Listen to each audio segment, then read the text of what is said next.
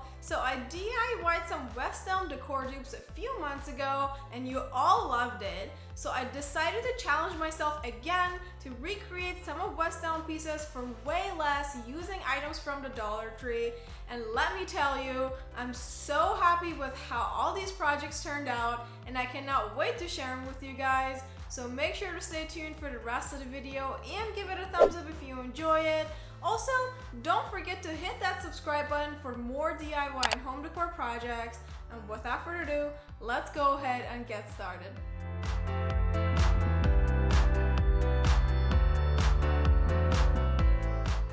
For the first project, I wanted to recreate this terracotta vase from West Elm that retails for $258. I really like the unique details on this vase and wanted to have one for myself, but definitely not at that price point. So I headed to my local dollar store and picked up one of the cylinder vases that they carry all year round. I've also seen these at almost any Dollar Tree that I've ever been to, and it's definitely not an item that is exclusive to certain locations. This vase is the perfect base for our first dupe project. I started by lightly sanding the surface of the glass vase with 220 grit sandpaper. This will help glue and paint adhere better in the next steps. As I was looking around all over the store, I came across some pink erasers in the back to school section, and I immediately thought they were perfect for the rectangle pieces. I also picked up a pack of glowing bracelets to see if that would work for the line that goes through and in between the rectangles on the vase.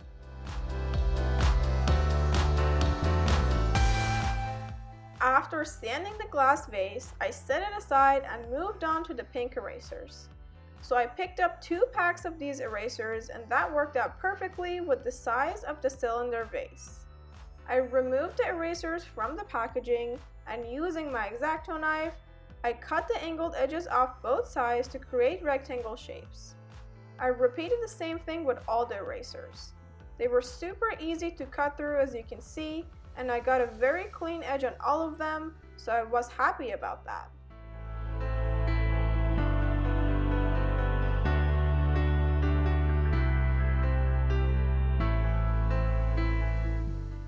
I also removed the glowing bracelets from the packaging as I wanted to see if they would fit on the vase, which they kinda did. Next, I took the vase, the erasers, and the glowing bracelets out in the garage and gave them all 1 coat of terracotta spray paint. I had the spray paint from a previous project, but you can totally use acrylic paint too.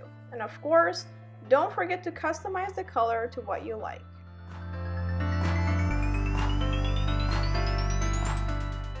I chose to do a coat of spray paint before gluing all the pieces on the vase because it's hard to spray paint after if there's a lot of small details on a piece like this one. There's always going to be a small section that didn't get spray painted. You can skip this step if you're using acrylic paint because you can easily get in the crevices and paint the small details with a brush.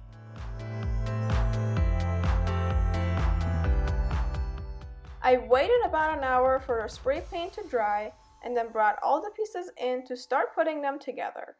I used a mix of E6000 glue and hot glue to attach a rectangle shaped erasers to the vase. I stacked 2 of these erasers with some spacing in between, just like the original piece. I held each one in place for a few seconds to make sure it's nice and secure.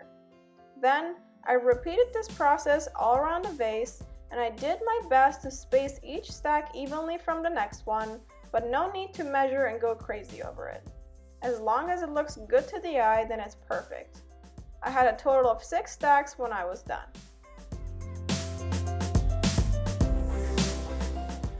This next step didn't quite work as I had planned, but I wanted to show you guys anyways, because not every DIY project goes perfectly and there's always trial and error involved as well as a learning curve. So I basically tried to glue one of the glowing bracelets in between the rectangles on the vase, but it just wouldn't stick. I tried this twice and held it in place for a good minute to see if that works, and it didn't. It did, however, peel a little bit of the terracotta paint in the process. but that's okay because we're going to do more coats once it's done.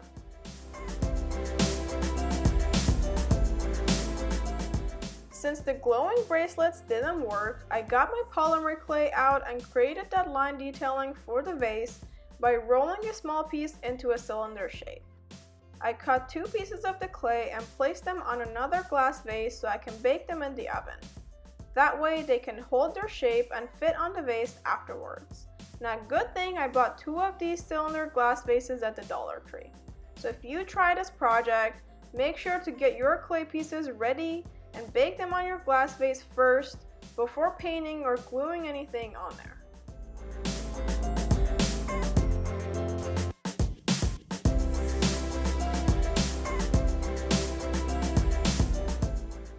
I baked these for about 10 minutes in the oven at 275 degrees.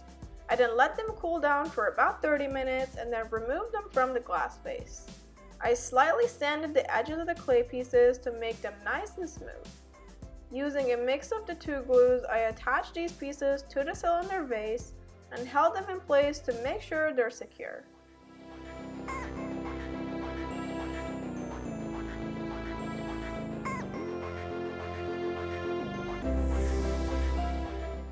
I took the vase outside and gave it another coat of the same terracotta spray paint.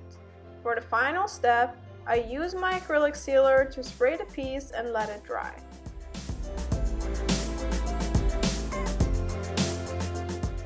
That finished off this first West Elm Decor dupe project.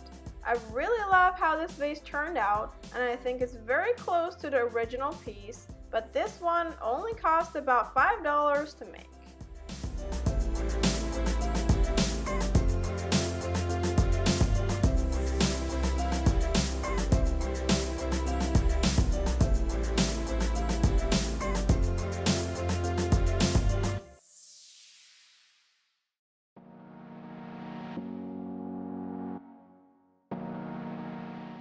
In the second project, I recreated this footed centerpiece bowl that sells for $80 on West Elm's website.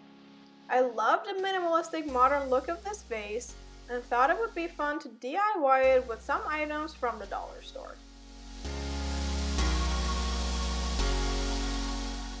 I picked up a medium-sized ceramic bowl from the kitchen section, along with a pack of round floral foams from the gardening section at the dollar store. I started by taking the floral foams out of the packaging and I placed the bowl on top of them, making sure that it's centered. I then slightly pushed the bowl in so that it would leave an imprint on the top foam piece. You can also trace this out with a pencil, but I found that it was easier this way.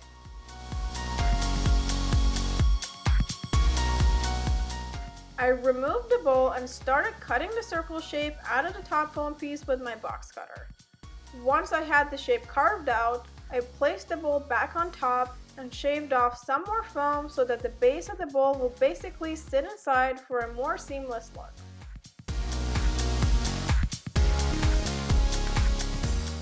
In the next step, I used some hot glue to attach the foam pieces together.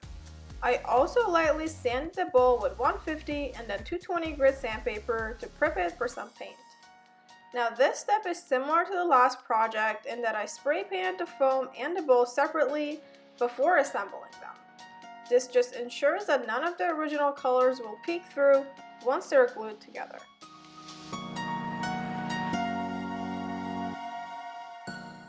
So I opted for matte black spray paint and gave the pieces a coat of this color.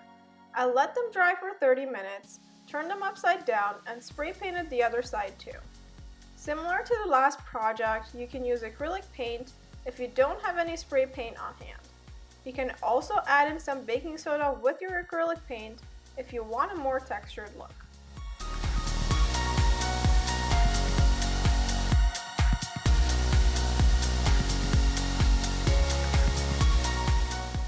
Once the pieces were dry, I brought them inside and used both E6000 and hot glue to attach the bowl to the foam base.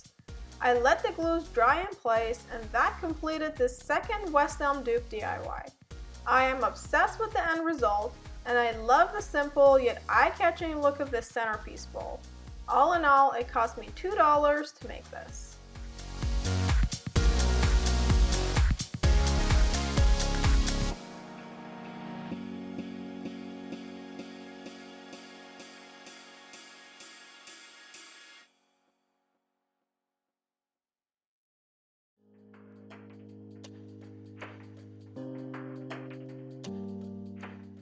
So I saved the easiest project for last, even though the other two were very simple to create too. For the third West Elm dupe DIY, I decided to recreate this arch tea light holder. Now it's unclear how much this item is priced at on their website, but I'm gonna assume it's at least $10 to $15. And yes, I'm using one of the famous green floral foam rings from the dollar store for this project. Guess what? That's all I needed anyways. Honestly, these floral foam rings are so perfect for so many DIY projects. I've created a few other decor pieces using these green foam rings, and I'll leave a link in the description box if you want to check those videos out after this one.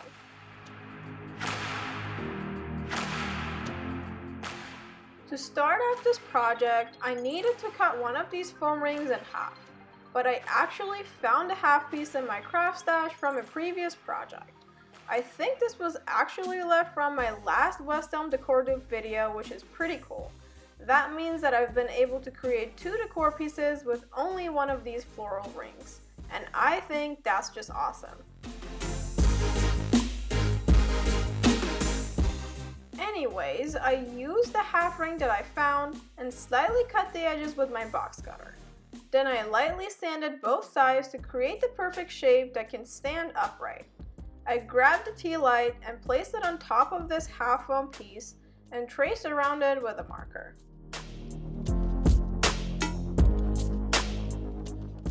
In the next step, I carefully carved out the outlines, making sure not to cut too deep or too wide. Occasionally, I would place the tea light back on to see if it's fitting in the hole, and I would just shave off a little more of the foam where it was needed. I took my time with this part because I wanted to make sure the tea light is going to fit nice and tight in the carved out section. Once I was able to do that, I just cleaned up the edges to make them look nice and smooth.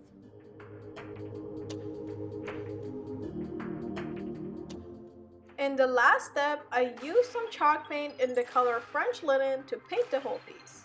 Again, you can use any color acrylic paint for this project. I let the first coat dry and gave it a second coat for full coverage and to make sure none of that green is going to peek through in the end.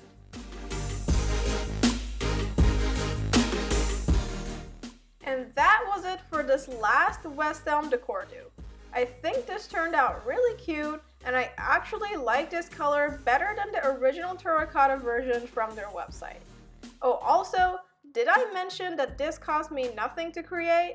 Even if I didn't have a foam ring on hand, it would have still cost me only $1 to make this trendy candle holder, and you just can't beat that.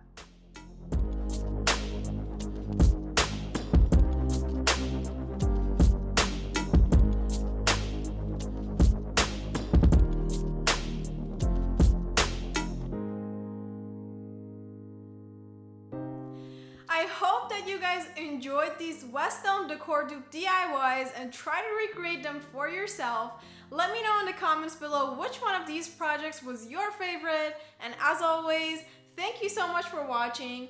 Don't forget to subscribe, and I'll catch you in my next video. Bye!